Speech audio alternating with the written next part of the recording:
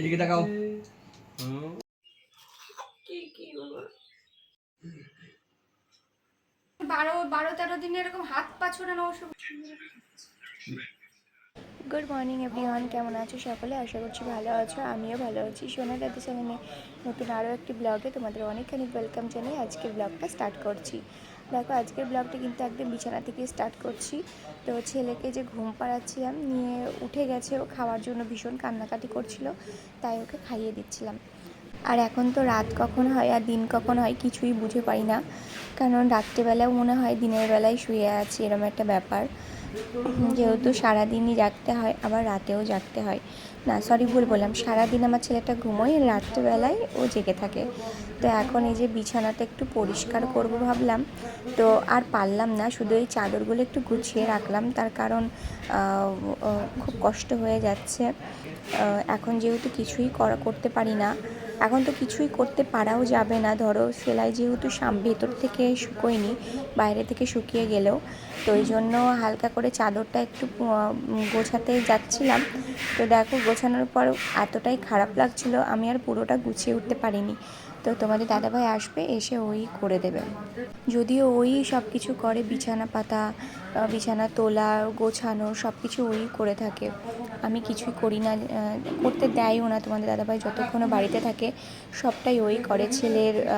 ছেলের ন্যাপি পাল্টানো বা ন্যাকড়া ট্যাকড়া যাই থাকুক না, সেগুলো একটু ধুয়ে দেওয়া, আর ও না থাকলে মামনি করে থাকে। আর যেহেতু মা ওই বাড়ি চলে গেছে, জানোই তোমরা, 2 দিন হলো মায়ের ওই বাড়ি যাওয়া। তো বিশেষ একটা কারণের জন্যই মাকে যেতে হয়েছে, খুব শীঘ্রই আবার চলে আসবে, তারপরে আমি ওই বাড়িতে যাব। মা দেখি, ভেবেছি পয়লা বৈশাখের পরেই চলে যাব, যেহেতু তোমাদের দাদা ভাই চলে যাবে কর্ণাটকে না, ব্যাঙ্গালোরে, তো তখনই। তো ওদিকে তোমাদের দাদাভাই বিছানাটা পাচ্ছিল, তাই আমি ওদিকে ওই পাশের ঘরে গিয়ে ওকে খাওয়াচ্ছিলাম। যাই হোক, এটা হচ্ছে পরের দিনকার ভিডিও ক্লিপ। তোমাদের দাদাভাই গেছিলো হচ্ছে চিনির বার্থডেতে, বাবা, আমার বর, তারপরে রানা, ওরা সবাই গেছিলো। আমি যাইনি। কেন যাইনি সেটা তো তোমরা জানোই, যেহেতু আমার 13 দিন চলছে, আর এখন কোথাও যাওয়া আসা করা আমার পক্ষে একদমই সম্ভব নয়। তাই বোনকে বললাম, তুমি প্লিজ রাগ করো না, আমার পক্ষে এখন সম্ভব না। তো ও ব্যাপারটা বুঝতে পেরেছে, যেহেতু ও তো পেরিয়েছে এই সময়টা, ওই জন্য তো বলে যে না, কোনো অসুবিধা নেই। চিনির মনটা খারাপ করছিল ওর ভাইয়ের জন্য, বারবার ভিডিও কল করছে আর বলছে ভাইকে দেখাও, আর ভাইকে বলছে ভাই তুমি আসো, আমরা কেক কাটবো, তোমাকে কেক খাওয়াবো।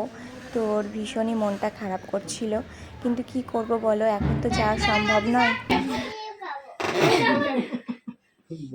খাওয়ার জন্য তো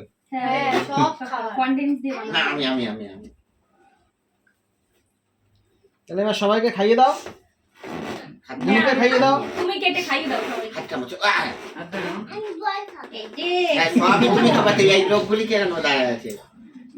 আমার দেবা না,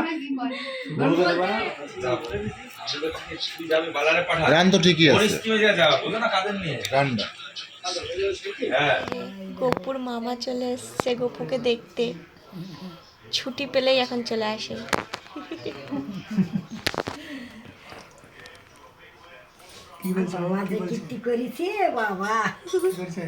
কাল সারা রাত ঘুমায়নি, জানিস না, তাই একটুও ঘুমায়নি। মাকে জিজ্ঞাসা কর কি করছিল। কি হয়েছে গপু? কি দিব? কি দিব? কি দিব? কি হলো? কি হলো? উড়ি উড়ি উড়ি উড়ি উড়ি উড়ি। কি হয়েছে গপু? কি হয়েছে? কাই কি হয়েছে গপু? কি উঠবে নাকি? এখন মামা ছুটি পেলেই যখন তখনই চলে আসে তার ভাগ্নেকে দেখতে, আর আগে হলে বলে বলে মামাকে আনতে পারতাম না, যে একবার আয় দেখা করে যা, কাছেই আসতো, অথচ তাও আসতো না আমাকে দেখতে। ওই যে বলে না, আসলের থেকে সুদের পড়াটা একটু বেশি, একদমই তাই, সেটা এখন বুঝতে পারি, জানো তো। এই ভিডিও ক্লিপগুলো হচ্ছে যেদিন মা ছিল, মানে যাওয়ার আগে, সেই ভিডিওগুলোই তোমাদের সাথে একে একে শেয়ার করছি। আসলে ব্লগ ভিডিও সেরকমভাবে শ্যুট করে রাখা হয় না, তো ওই কারণে অল্প অল্প করে রেখেছিলাম, সেগুলোই তোমাদের সাথে শেয়ার করার চেষ্টা করি। আচ্ছা চলো, এবার কিছু ডিটেলসের কথা বলি তোমাদের।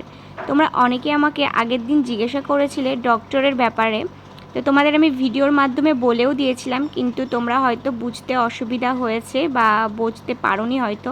তো যে কথাটা বলছিলাম, যে তোমরা জিজ্ঞাসা করছিলে যে দিদি তোমার কার হাতে ওটি হয়েছে, তো সেইগুলো তোমাদের আগের দিন একবার ব্লগে আমি বলে দিয়েছি সব কিছু ডিটেলসে, যে কোথায় হয়েছে না হয়েছে সমস্ত কিছুই। তো তাও চলো আর একবার বলে দিচ্ছি। আমার হচ্ছে কি ওটি হয়েছে ডক্টর মধুসূদন খা, ওনার চেম্বার হচ্ছে দত্তফুলিয়াতেই উনি বসেন। রবিবারের দিন একদিনই বসে, রবিবারের দিনকে হচ্ছে কি রেণুকা ফার্মেসি বলে যে ফার্মেসিটা আছে ওখানে। আর কল্যাণীতে যা ওনার নিজস্ব নার্সিংহোম আছে, কল্যাণীতে হচ্ছে কি বলে ওটাকে, স্টেশনের একদম বাইরে, স্টেশন থেকে নেমেই ওনার মানে কি চেম্বারটা, আর কি চেম্বার তো না, ঠিক নার্সিংহোমটা। আগের দিনকেও নামটা আমি বলে দিয়েছিলাম, হয়তো তোমরা বুঝতে পারোনি হয় সম্ভবত, তো এই জন্য বলে দিলাম। আর আমার নার্সিংহোমের কত খরচ পড়েছে কি সমস্ত কিছু আমি আলাদা একটা ব্লগ বানিয়ে তোমাদের সাথে শেয়ার করব খুব শীঘ্রই। তো যাই হোক, চলো আজকের মতো ব্লগটা এখানে এন্ড করছি। কেমন লাগলো অবশ্যই কমেন্ট বক্সে জানাতে ভুলবে না। দেখা হচ্ছে নেক্সট ব্লগে। সবাই ভালো থাকবে, সুস্থ থাকবে, টাটা।